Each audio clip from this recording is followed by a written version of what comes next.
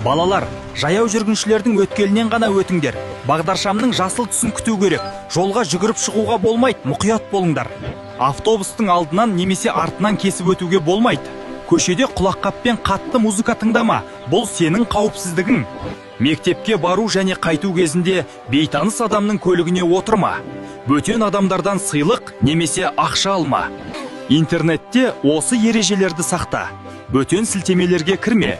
Бейтаныс адамдарға жеке мәліметтерді жазба. Балалар, есіңізде болсын. Егер төтенше жағдай болса, қорықпаңыз. Ең маңыздысы тыныштық сақтап, дұрыс әрекет ету. Қауіп төнгенін сезсеңіз немесе көмек керек болса, 102 нөміріне дереу хабарласыңыз. Өз атыңызды, қай жерде екеніңізді және не болғанын нақты айтып беріңіз. Телефонды қойып тастамай, полиция қызметкерінің сұрақтарына жауап беріп отырыңыз.